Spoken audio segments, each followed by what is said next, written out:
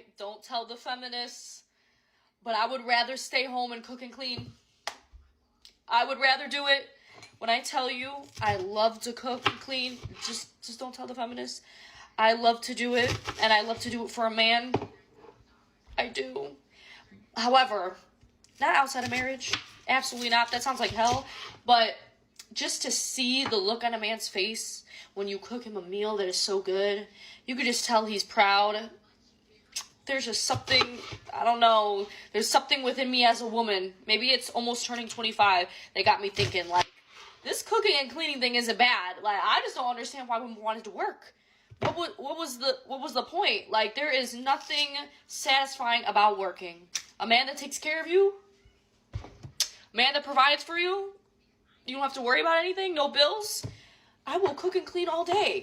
Like, what is the complaint? I'm making some fire food tonight.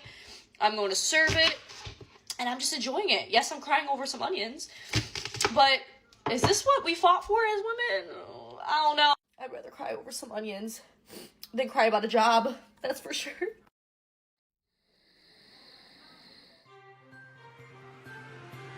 This is HBR News number 437. Erin Pizzey honored, Vin Diesel accused, where we discuss the news of the week and give it the Badger treatment.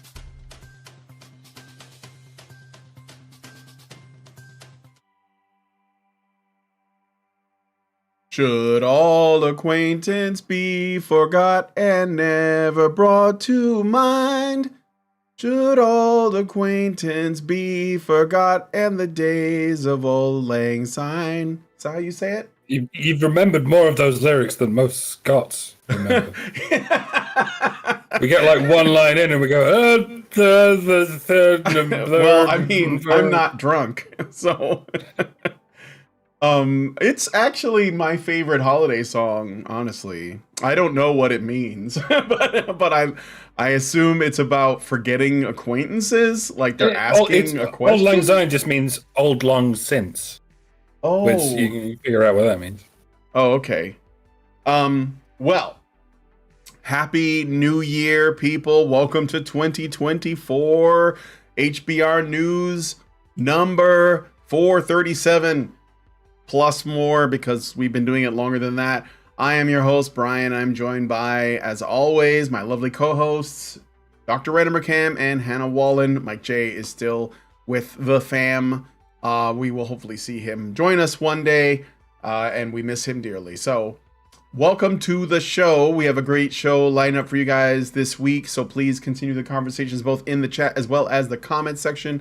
On this week's show, we're going to be talking about, well, there's some interesting nonce news that I want to bring up because I think there's some interesting stuff going on. Kawinky dinks, I guess. So there's that. It gets pretty dark, so like just be warned. This content is it's gonna get dark. I don't know how YouTube's gonna feel about it. I'm gonna do my best to like not get too graphic. But aside from that, Vin Diesel has been accused of molestation. This goes back to 2010. I think that was one of the Fast and the Furious movies that it came from. And some really great news for the start of the year. Erin Pizzey's work has gotten her a CBE and more. So stick around. It's going to be a good time. Now, normally I would be doing a patron-only show, but I'm not doing one this week. I wasn't even sure I was going to do a news show, and then this kind of I just decided I'm going to do it. So I'll try to make up the patron show later in the week, maybe tomorrow. So, you know, be on the lookout for that, but no patron show this time, although I almost never miss doing one typically. But, you know, again, be sure to continue the conversations both in the chat as well as the comment section. And if you don't want to wake up one morning to find that we have been yeeted from the big tech part of the internet, which is the part where most people are at, then go to badgerfeed.com. That's badgerfeed.com, or go to honeybadgerradio.com, where all of our content lives. And if you want to join us in our Discord, then please become a badger yourself by going to feedthebadger.com, where you'll be able to consume and be a part of a bustling community of various geeks on the spectrum that are doing geeky stuff on their spectrums, watching movies, anime, playing games, talking, sharing news, maybe giving opinions on stuff going on. And also a lot of them share interesting articles and videos for us to respond to. So if you have like this, burning feeling, first of all, go see a urologist. But like if it's not coming from your nethers, maybe send it through on the Discord and say, hey, have you guys seen this? Hey, why don't you respond to this video or whatever? And a quick shout out to the Rumble gang. Again, if you want to follow us over on Rumble, that's HB Radio on Rumble, because we are trying to promote alt tech here so that we don't have to constantly guard ourselves against the YouTube algorithms. So, badgerfeed.com, feedthebadger.com, honeybadgerbrigade.com is the website. Honeybadger, I don't know. There's too many websites. I've said this too many times. Too many websites. Allison, please, would you please, for the love of Christ, shrink the website? Maybe just one website. Maybe just one. How about that? Let's do that. Anyway, with all that out of the way, let's get into today's stories. So, we're going to start with the darkest one that I saw. So, a former queer activist from Norway named Marius Gustavsson has pleaded guilty in a London court to carrying out castrations and live streaming the footage as pornography. Gustavsson, who operated under the alias Theo, ran a website called Eunuch Maker, where he uploaded recordings of illicit surgeries earning up to £200,000. The procedures were linked to a male body modification fetish subculture known as nullification. I don't know if you've heard of this. And he's doing this to boys.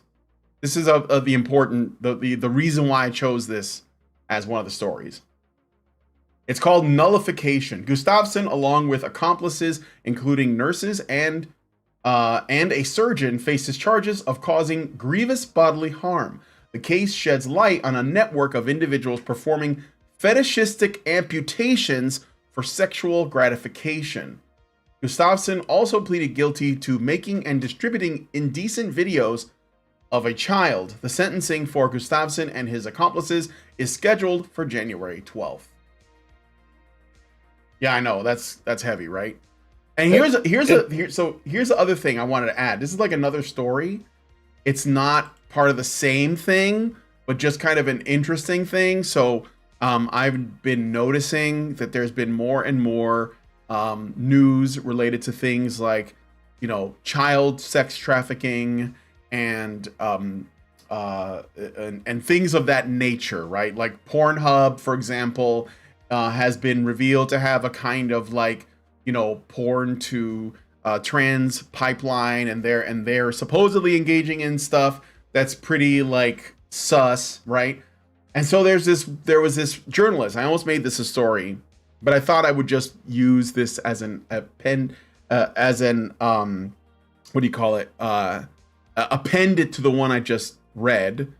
There's a journalist, according to Leading Report, they're describing them as a Pizzagate journalist, but I'm just going to just describe them as a journalist because I think that some of these terms are very charged, and it basically gets, it turns people's brains off. So there was a journalist that was responsible for exposing a global pedophile network that was found dead.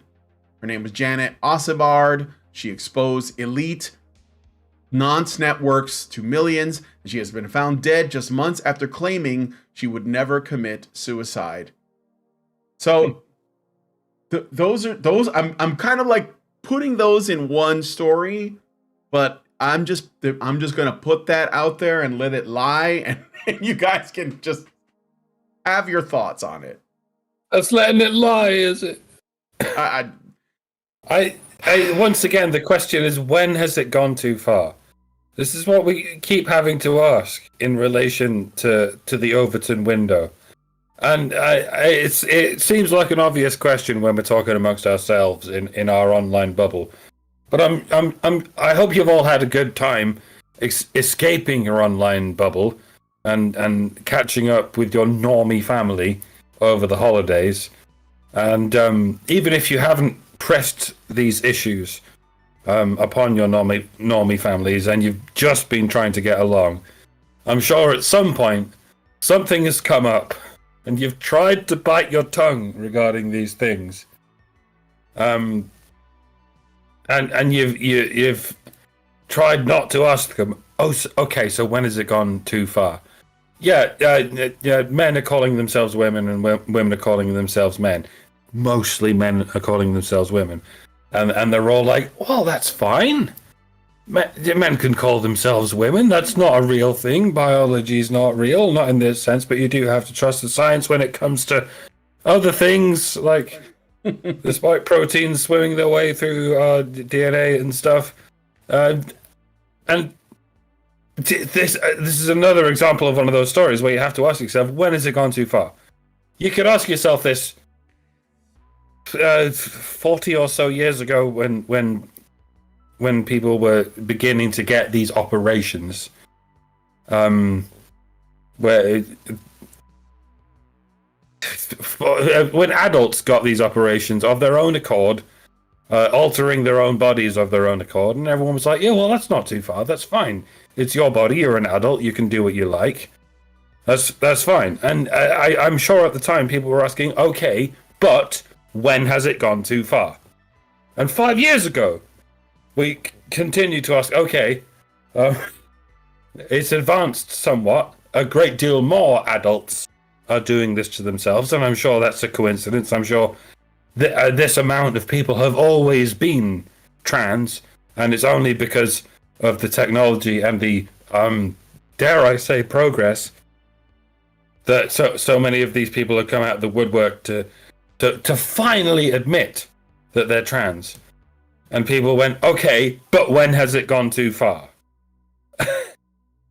and then the clinics started popping up all over the Western world where they specifically specialize in doing this to at first late teenagers and then early teenagers and then pubescent people and then prepubescent people, and now people are filming it and posting it online, apparently for the purpose of getting people off in some way. And they get paid a lot for it too. And we're still asking, okay, when has it gone too far? Mm-hmm. And I have to wonder, when you pose this to people, do they go, well, not now, but when they and I don't know where they go from here. They're fucking mutilating children's genitals and filming it as though it's pornography. I'm asking this to you guys now. You red pill people or whatever it is. But can you even imagine where it goes from here? Sorry, Could it be that it begins with the normalization of circumcision? I'm just wondering if that's where the slippery slope is at. Like, if not before that. I wonder. Well, there's two things that are normalized there. One of them is body alteration, and the other one is torturing a child. And when has it gone too far? The answer is really simple. When you're using excuses, and there's nothing in regard to any of this that is anything but excuses. It's not reasons. The difference between a reason and an excuse is whether you're addressing a real cause and a real problem, or you're making shit up in order to justify something that's not justifiable, right? It's gone too far when you're using excuses to torture children, to treat children like they are consenting adults. They are not. Children cannot consent. You get children involved in something like this, or you do something like this to children, you are not doing something with them. You are inflicting something on them. You are taking away their choice as a later adult. And you are victimizing them. And there is no reason for it. There are only excuses. and none of them are valid. None. Yes. And unfortunately, we're now to a point where postmodernist, progressive communists have worked very hard to blur the lines between fantasy and reality, between insanity and sanity, and between evil and neutrality. And they've been very successful in a lot of ways. Yep. You know, neutrality is when you leave adults alone who are doing things together and in of sound mind by choice that don't involve doing anything to anybody or inflicting anything on anybody against their will. Right? That's neutrality. It steps over into evil when you say, well, it's not my business, even though another person is being victimized. Somebody is being conned. Somebody is being taken advantage of. A child is being exploited. And circumcision is exploitation. Mm-hmm. It is not just torture. It is torture for money. It is torture in order to obtain saleable material, which they make a shitload of money on after torturing the baby for money. So they steal part of his flesh, then they make his parents pay them to steal part of his flesh, then they sell his flesh on the open medical and cosmetic market, and they make shitloads off of it. Right? And in this situation, it's not really that different. Yeah. They're still getting paid to steal part of the child's flesh to the detriment of the child for the rest of his life. And what recourse does the kid have? You know, even if these people go to jail now, even if for some in some bizarre twist of events, they're actually held fully accountable and everybody turns around and says this is where it's too far, there will be people who will defend it, call it you're a homophobe, a transphobe, this phobe, that phobe. You will be accused of phobias and isms for objecting to this. The Overton window will move, and even if these kids sue for a shitload of money and get that money, they will never get their genitals back. Yep. Even the imaginary slippery slope point of no return for the longest time was, well, what if it results in child abuse? Because nothing can get worse than child abuse, or indeed child sexual abuse. And then you go, well, what if it involves mutilating the genitals of children? It can't get any worse than that. That's even more absurd. That's even more would never happen. And then it's child sexual abuse for money. And then well, that's even worse. But that even more would never happen. And the next thing, but there's no next thing worse after that. It's not even possible to conceive of a thing worse than that.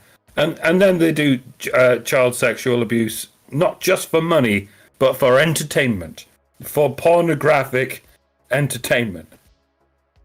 Yep. And that's where we are now. That is the point where we're at now.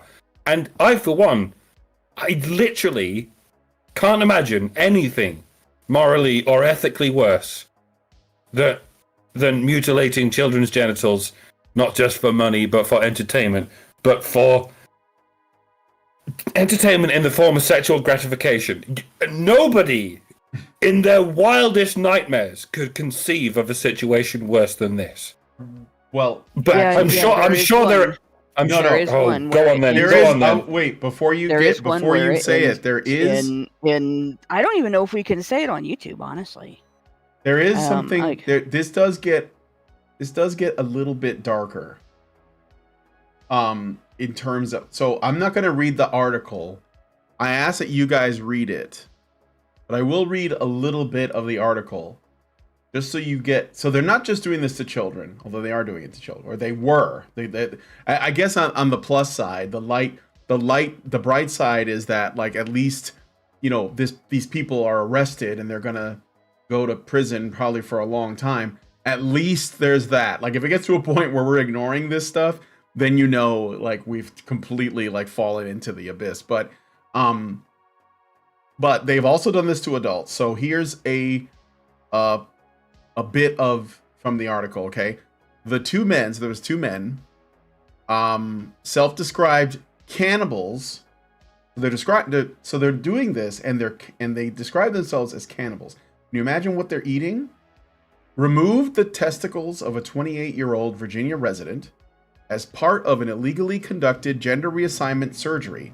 Afterwards, according to court records, Allen's one of the dudes involved here, laughed and told the victim that he intended to consume his amputated members. So it's not it's not that's just one. It's another way. There's a abusive people, and in particular abusive pedophiles, which is kind of a redundant statement.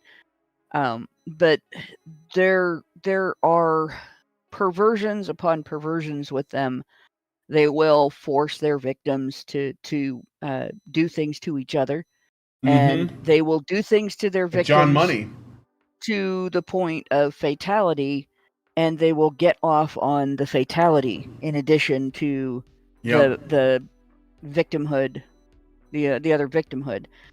And like I said, I'm not sure how much of this we could even talk about on YouTube, because it gets dark when you find out the kinds of things that these people are into, and a lot of it is stuff that people think is just myth, because there's rumors about websites where it's done live on the dark web or the deep web or whatever.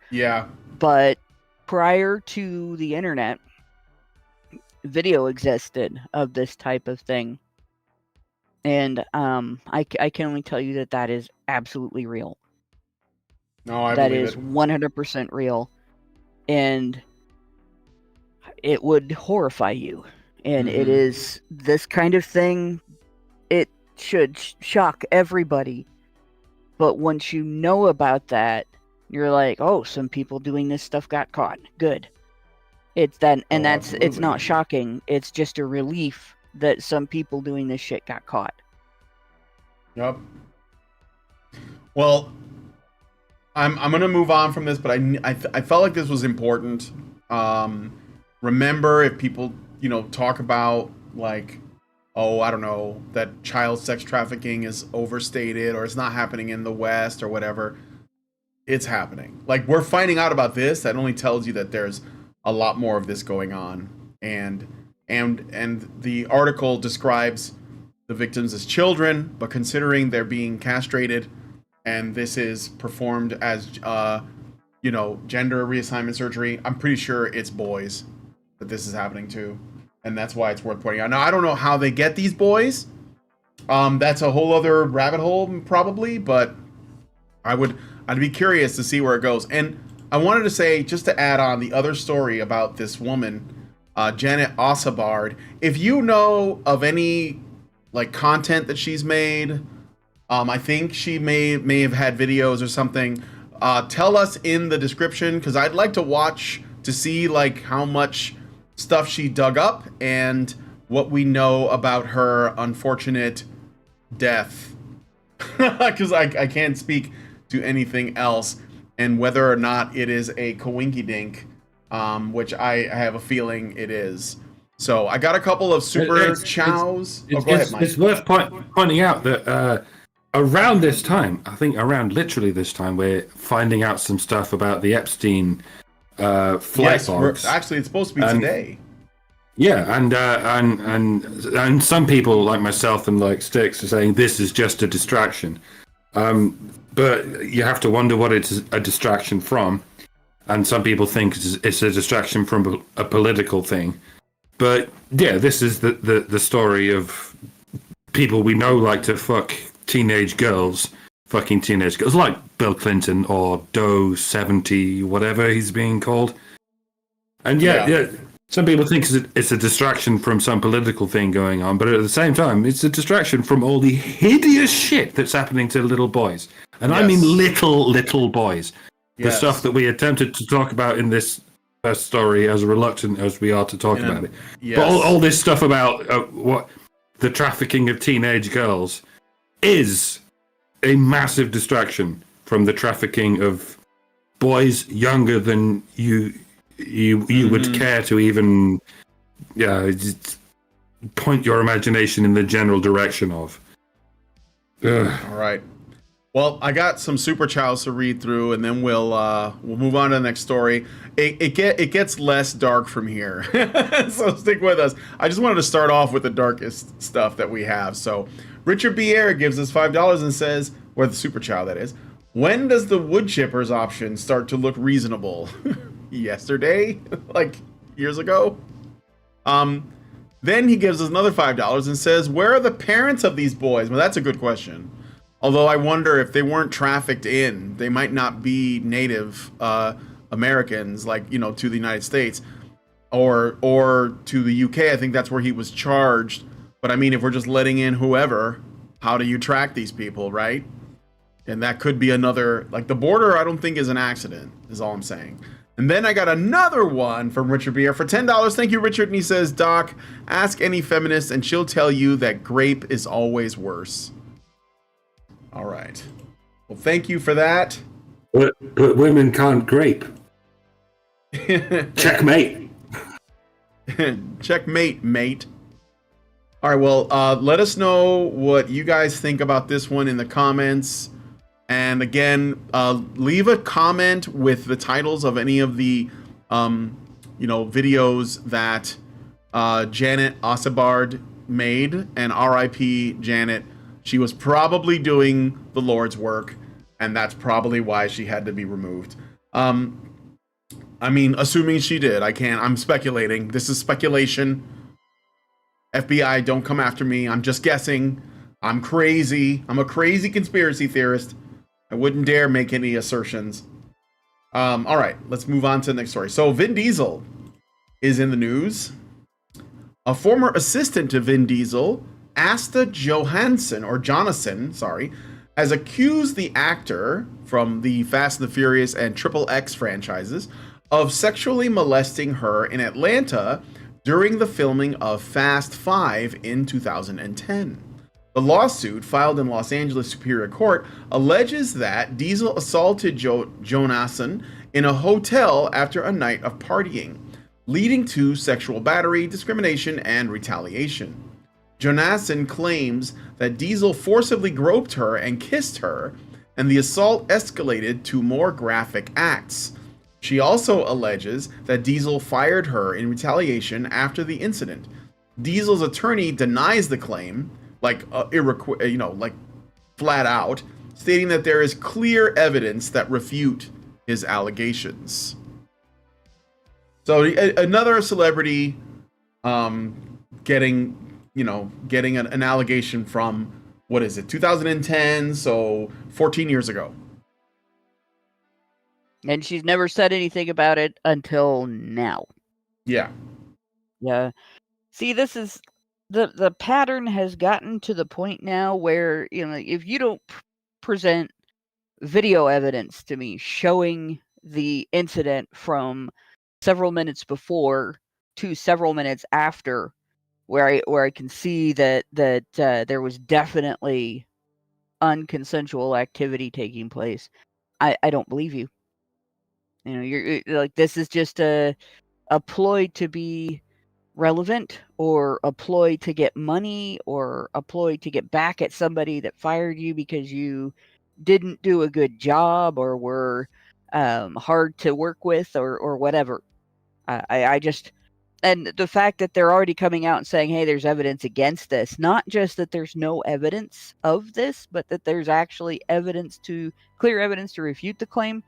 That's not something you say if you can't back it up, because people will later come out and say, oh, hey, you slandered me, and now I'm going to sue you for even more money. So it just, at this point, it just needs to become a thing. that when women do this, when they level an allegation that is demonstrably false, and I have a feeling that it's true, this is demonstrably false, that it destroys their career. And then if they've committed any kind of process crime, then they should be prosecuted for that, and the penalty should be as harsh as whatever they would have inflicted on the individual they were accusing if they were believed. And if they haven't committed a process crime, then they should be liable for defamation and get sued. Like that's how this has to be handled. You can't let women get away with this anymore, because it's gotten to the point now where it's like sneezing. Achoo! Oh my gosh, I'm sorry. I accidentally dropped a false allegation on some poor schlub who did nothing wrong. Like, Yeah. bullshit. The bullshit is getting too deep. It needs to be stopped. And there need to be consequences Absolutely. for the false accuser every time without fail at this point. I have an additional bit of so I posted this story on my X page, and there's a couple things that I think are kind of interesting potentially. One, I mean, it's not interesting. I think this is very believable. They're going to be changing the laws around the statute of limitations, right? And so because of this kind of crap. Yeah, so there are probably going to be, if this is true, then women, because it is going to be women, are going to be making allegations before the deadline, so they can see what they can get out of it. Basically, like if they can settle for some monetary amount or whatever. So the law is about to change, and I think because the law around the statute of limitations is on the verge of changing, supposedly, then you're probably going to hear a lot of allegations against very rich and powerful people, men, because that's the only way it works, right up until that passes. So that's one thing. Another thing, and this is weirder, but I'm glad Lauren is here. So hey, Lauren, are you able to speak and stuff? Yo. I wanted to get your thoughts. I don't know if you've looked at this at all. Let me put Lauren on the screen here if I have her. I'm going to put her avatar up here real quick. So,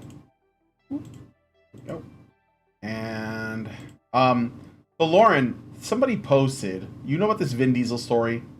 That Vin Diesel was accused of? Just heard that he was accused of some stuff. Okay. Yeah. So somebody said as a response when I posted on X, somebody said this is PR so that he appears heterosexual. They did this too with Jeremy Renner and the custody battle with his ex, like surrogate in Hollywood. It is more accepted being an abusive pussy hound womanizer than a gay man. See Leonardo in his arranged model relationships. So this person is saying that in Hollywood, there's a lot of gay men that are in the closet, and they are like straight for the journalists and the photographers. And I said, so what you're saying is, assuming this is, let's just say it's true, I don't know. But I said, so what you're saying is, the notion is that Vin Diesel is actually gay, but in order to prove that he isn't gay, he has to be characterized by his own people as a sexual miscreant.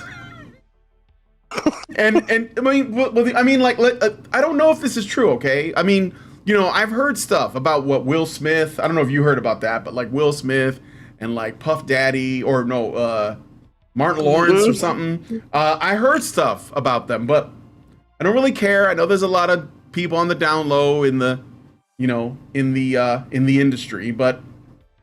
And then I asked them about that, and then they responded and said, help James Franco dispel the bi rumors too, but he went too far and ruined his entire reputation. Now he is in an arrangement with some hired woman to appear as a non-violent, stable boyfriend. And I said, so assuming this is all true, Vin Diesel, in an effort to prove that he is a straight man, embodies the worst aspects of humans, then associates it with heteromasculinity because his people knew it would work. What does that say about them? I don't know if this is true, but I thought this is like, I thought it was worth pointing out that if it is true, then this is like what they think about the average man. I mean, it's insane. But this is just adding to. Let's assume that like these are just allegations. Then Hannah's statement is plenty. But I thought I would mention number one, the law is going to be changing soon, and then this kind of more fringe theory. But I don't know. Maybe Lauren knows something. I don't know. She's kind of. Maybe it's time for Vin Diesel to admit that he's living his life as a gay man. Yeah, right. And then 4 people can mysteriously die, and he'll get off. That's a good point. So I don't know. Any thoughts? Well, listen, there's definitely a lot of, beards in Hollywood. It wouldn't surprise me, but it does seem stupid. Like, why would you set yourself up for something like that just to prove that you're straight? That makes no sense. Well, I mean, in a world. Unless that's what you think straight men are. Well, oh God.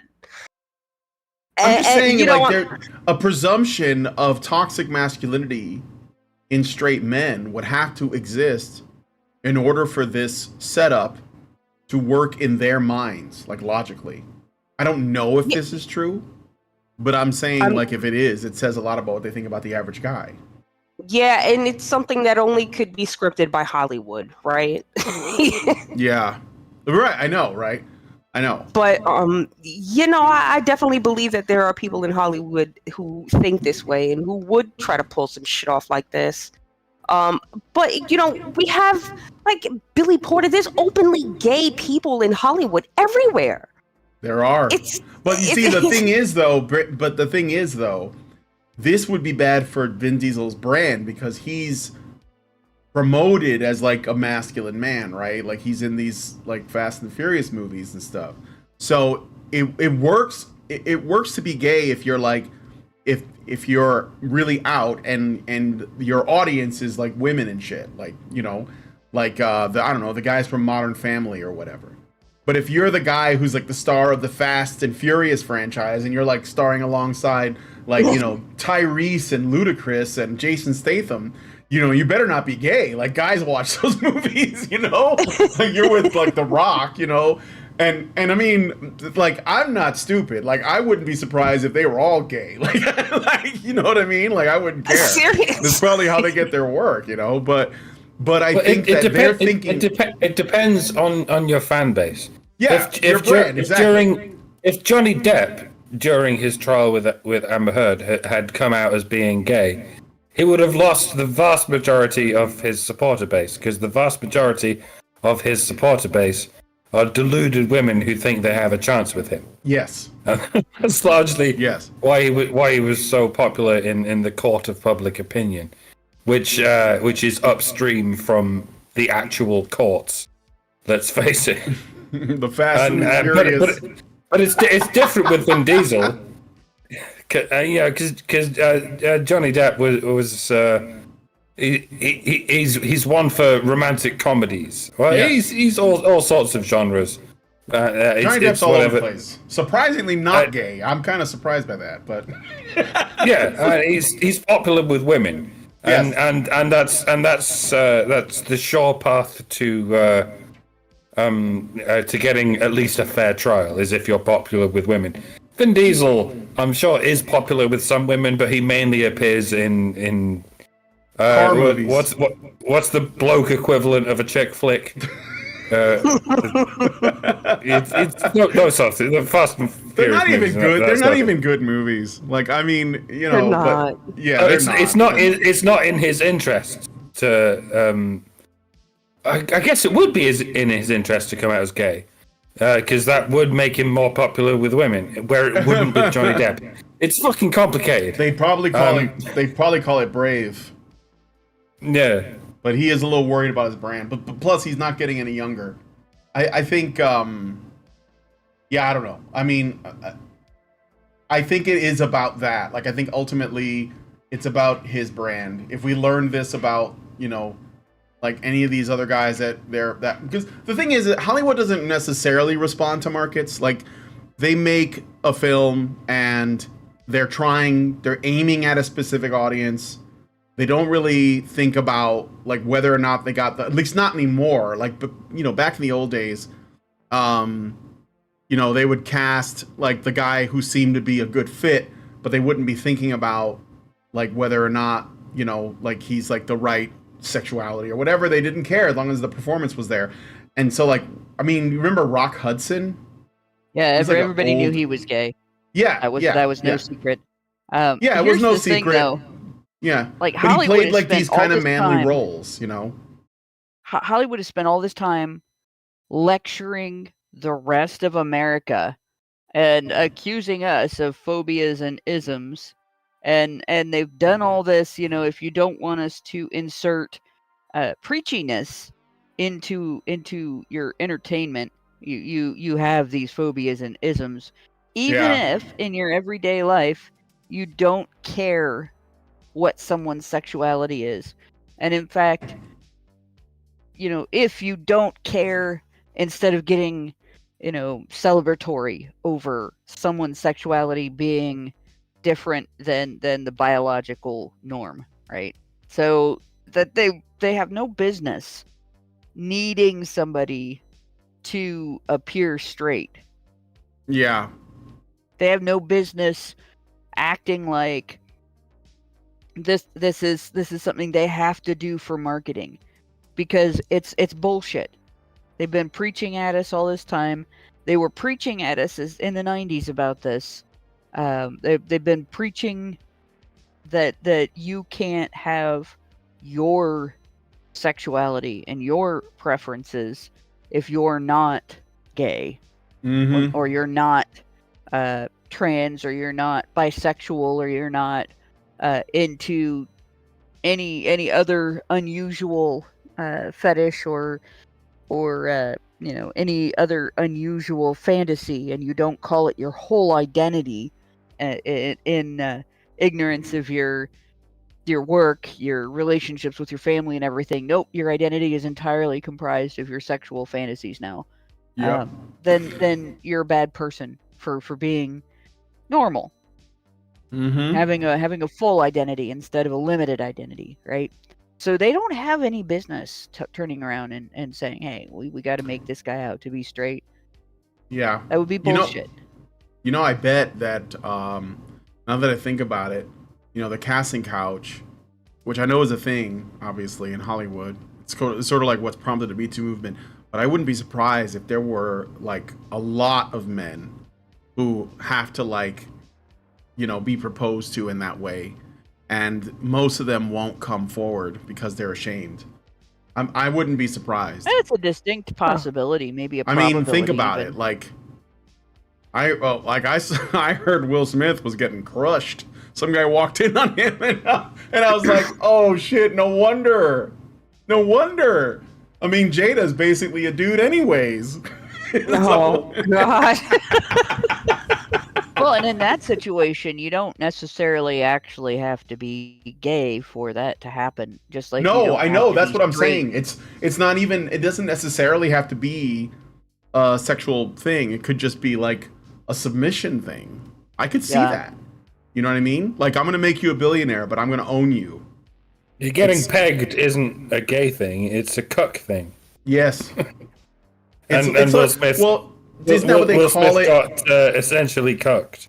Isn't that what they call it? and Like in essentially third world war torn countries, when like, you have like these I don't know, like these military revolutionary organizations. They attack a village, and the men, they get dominated by the other men, and the other men are like, well, it's not gay. Like they're just dominating these guys. Like, we won. We get to do this now, It's not gay if you're a top. That Yes, seems exactly. to be how it works Yeah. in the Muslim world. At least. It's a victory dance. It's teabagging. Yeah, you fucking got in the ass, and he gets executed, not you. Yes, exactly. Because he took it. Exactly. All right, but anyway, But seriously, though, we'll see what happens with this. I think, there's a lot of reason to be suspicious. I wouldn't be surprised if there was some kind of cover thing going on to protect his reputation. Although, I don't know. I guess false allegations are less terrifying than coming out. I mean, you could just come out. I don't know. Or maybe what's really true is really, really bad, and this just kind of... Oh, maybe.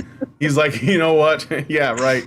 All right, so I got a couple of super chows from good old Meredith Top G, and she gives us $5 and says HBR News number 437. So here's a little didbit about Vin Diesel that might cause a problem with her accusations.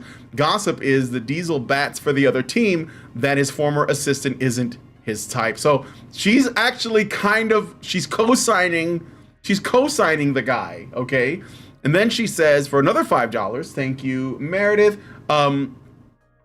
HBR News number 437, given how much PR in Hollywood is about covering up abuse, I doubt someone would use an allegation to clean up a sexuality problem for Diesel. If he wanted to stay in the closet, he would get a baby mama and play the dotting single dad after paying her off to go away. Yeah, possibly.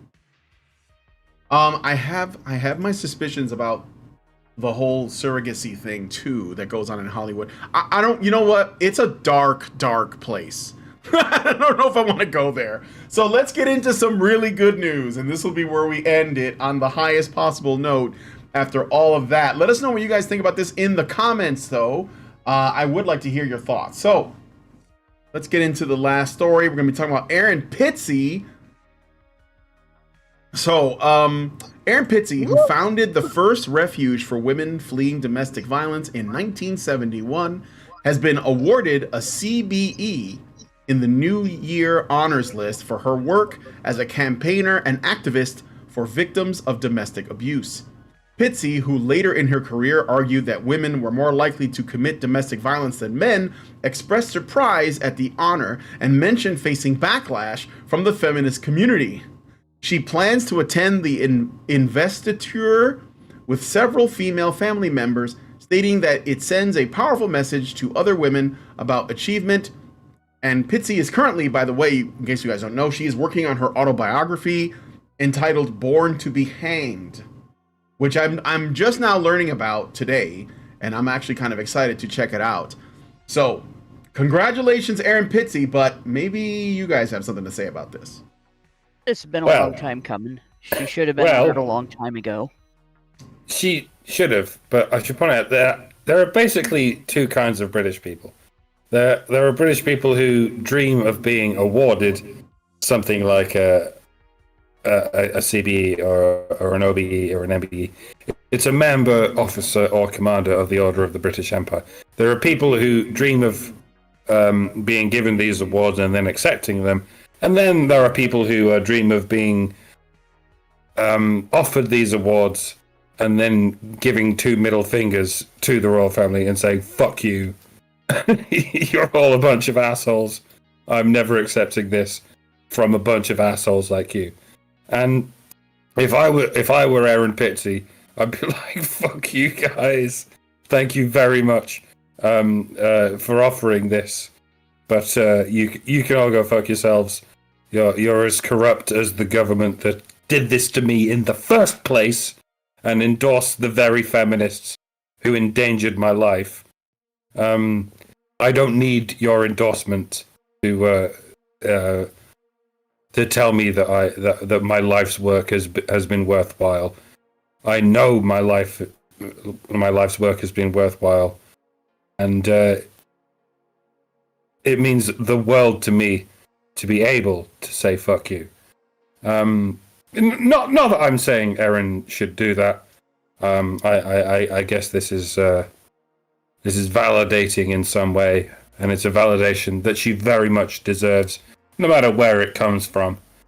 But the validation means nothing. She deserves the validation from the British people, from any British people who appreciate what she's done, which is very few people, because her work has been hidden from the general public. it's not like she's a household name. She should be, but she's lived most of her life in obscurity, despite all the essential work she's done. She deserves an apology, quite frankly. An honor is not enough. An honor is this kind of honor is superfluous without the apology that she deserves. The institution that's attempting to give her this award should instead be turning their attention to the feminist institutions who shot her fucking dog and drove her from the country and kept her in the realms of obscurity. She should be a fucking dame. She should be the queen. She should have usurped the throne before Lizzie even died, and she should have become queen. She should still be queen to this day, and then she should have dissolved the monarchy and be like, yeah, this whole system sucks. Fuck all of you. This system is broken. Let's build something new where we actually recognize men and women as equally prone to violence, to use her own words. I've met Erin Pizzey, by the way. I've hugged her. It's one of the greatest moments of my life. She knew who I was. She knew who I was. And she smiled when she met me. And she hugged me as readily as I hugged her. And I can die happy knowing that. And that she's still alive. She's so old. And she's she's in her late 80s, I believe. Yeah, fucking love Erin Pizzey. Well said, Mike. And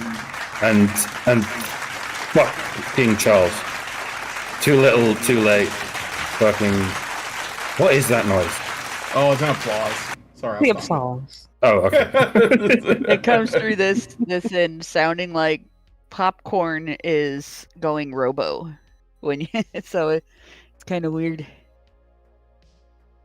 Oh, sorry about that. Yeah, someone else talk. I'm done. Yeah, I was just gonna say. I mean, you went the roundabout way of saying that. There's really nothing that they can. Well, the award is nice, but they can't give her back what they took away from her. And it's really it's a tragedy what happened to her and how they fucking treated her. And I would really like to see some kind of recognition for that. But good on her, and I second all of those emotions. Yeah, I think that award shows are absolutely.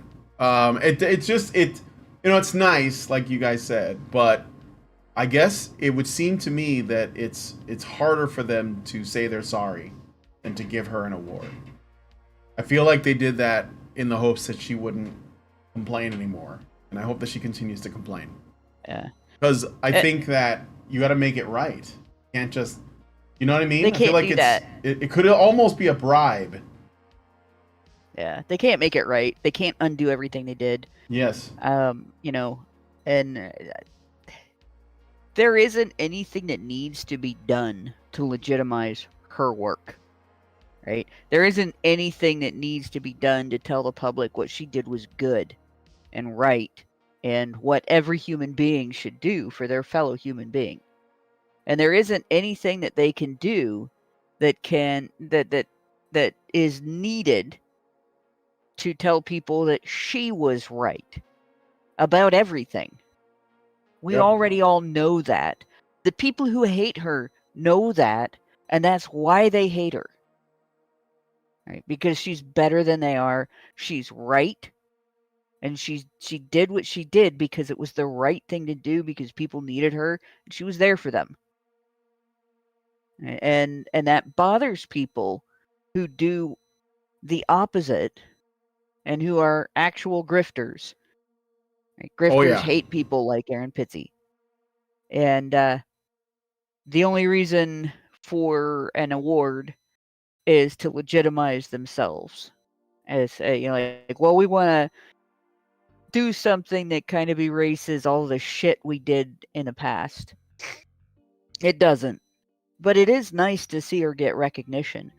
Not that, she wouldn't be legitimate if she didn't. But it's probably all the admission we'll ever get from them.